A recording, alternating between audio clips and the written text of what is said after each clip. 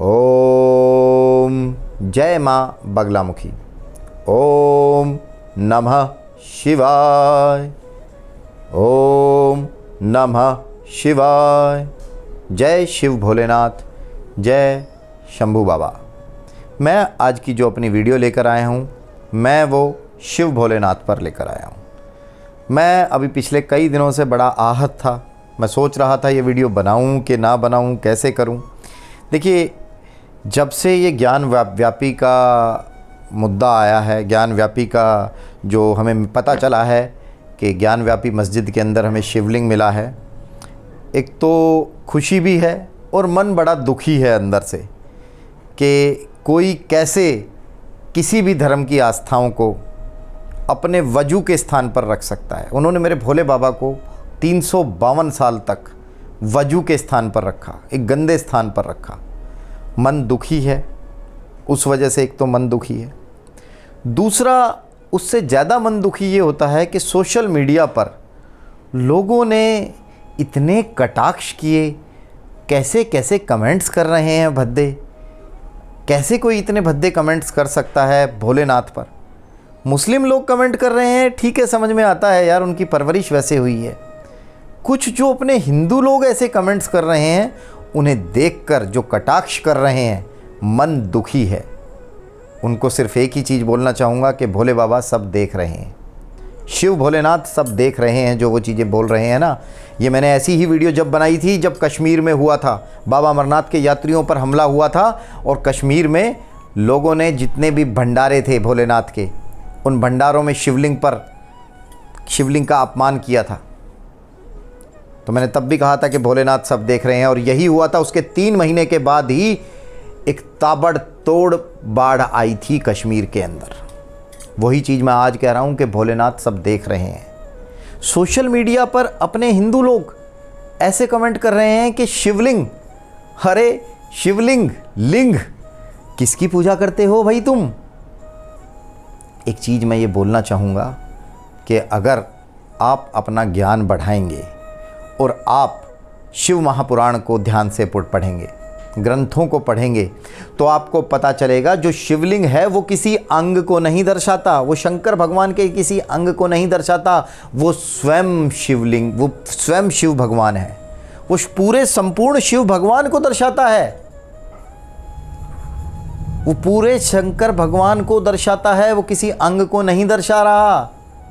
हमें अपना ज्ञान बढ़ाने की ज़रूरत है। शिवलिंग महादेव के शरीर का कोई हिस्सा नहीं, अपितु संपूर्ण उनका स्वरूप है। शिवलिंग शिव भगवान का प्रतीक है। जैसे पुल्लिंग और स्त्रीलिंग का मतलब होता ना, उस प्रकार शिवलिंग का मतलब शिव का प्रतीक है। शिवलिंग का मतलब शिव का प्रतीक है। आप कहीं भी देखिएगा, लोग कहते हैं ना काशी काबा एक है, तो भैया काबा में भी जाओ, वहाँ पे भी वही शेप मिलेगी आपको। पूजा उसी शिव शेप की होती है, उसी भोलेनाथ की होती है। अरे शिव के तो रूप अनेक हैं। शिव तो अनंत है, शिव अनादि है, जिसे आज तक कोई नहीं समझ पाया। एक मनुष्य मात्र क्या समझेगा शिव जी को। बड़े बड़े देवता नहीं समझ पाए उन्हें। शिव के अनंत रूप हैं, उसी शिव रूप हैं। त्र्यंबकेश्वर में जाओ अलग रूप मिलेगा, काशी में जाओ अलग रूप मिलेगा, केदारनाथ में भोलेनाथ का अलग स्वरूप है। शिवलिंग स्वयं में, साइंटिफिक बात करता हूँ, सारी वीडियो आप लोगों ने देखी हैं, शिवलिंग स्वयं में ऊर्जा का प्रतीक है। ये ऊर्जा का वो प्रतीक है जो ऊर्जा को बढ़ा देता है। शिव के समक्ष कभी बैठकर मेडिटेशन करके देखना। मेरे ज्योतिष में ये बताया गया है कि जिसने शिवलिंग पर पानी चढ़ा दिया, जिसने शिवलिंग पर जल चढ़ा दिया प्रतिदिन, तो शिव उसकी सारी मनोकामनाओं को पूर्ण करते हैं, सारे द्वेष दूर करते हैं उसके जीवन के। परंतु आज आहत इसलिए भी हूँ कि जहाँ आप मंदिर में शिवलिंग पर जल चढ़ाते हैं, बहुत से मंदिरों ने उस शिवलिंग को, उस शिवलिंग के जल को सीवर से जोड़ दिया है। क्या सीवर से जोड़ोगे तो रिवर्स एनर्जी आपने कभी नहीं पढ़ी है, सीवर की नेगेटिव एनर्जी नहीं आएगी। हम लोगों को आज भी याद है, हमारे मंदिरों में शिवलिंग के मंदिर के पीछे, जहाँ शिवलिंग का जहाँ जल चढ़ाया जाता था, उसके पीछे एक जलहरी बनाई जाती थी और उस जलहरी में जल एकत्रित होता था। आज भी प्राचीन राम मंदिर मेरे गांव बादशाहपुर में ये शिवलिंग पर जो जल चढ़ाया जाता है वो पीछे जलहरी में इकट्ठा होता है, और उस जलहरी में जो जल इकट्ठा होता है उस जल में आज भी इतनी पावर है कि उस जल को अगर आप अपने नेत्रों पर लगाएंगे तो आँखों की ज्योति तक बढ़ती है, लोगों के रोग दूर होते हैं, लोगों के कष्ट दूर होते हैं।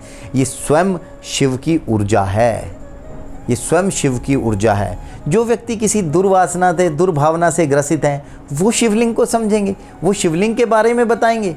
शिव आध्यात्म का स्रोत्र हैं। शिवलिंग की अगर मैं बात करूं तो शिवलिंग पूर्णतः शिव को दर्शाता है। शिव परम ज्ञान है, लोक आस्था का विषय है, शिव ही कल्याण है, शिव ही दिगंबर है, शिव ही सनातन की पहचान है। जो व्यक्ति शिव भोलेनाथ पर प्रतिदिन जल चढ़ाता है उसके नवग्रह कभी भी दुष्प्रभाव नहीं देते। नवग्रहों का प्रभाव सकारात्मक हो जाता है सिर्फ शिवलिंग पर जल चढ़ाने से। परंतु ये ध्यान रखिएगा, शिवलिंग पे जल ऐसी जगह पे ही चढ़ाया जाए जहाँ जल सीवज में ना मिलता हो, जहाँ जल किसी जलहरी में एकत्र होता रहे। भोलेनाथ आप सभी पर अपनी कृपा बरसाएं, आप सभी पर अपनी कृपा बना के रखें। इसी के साथ ही ओम नमः शिवाय, जय माँ बगलामुखी। आप सभी से एक अनुरोध करूँगा कि आपने अगर मेरा चैनल अभी तक सब्सक्राइब नहीं किया है तो आप ऐसी ही जानकारी के लिए मेरा चैनल सब्सक्राइब कीजिए।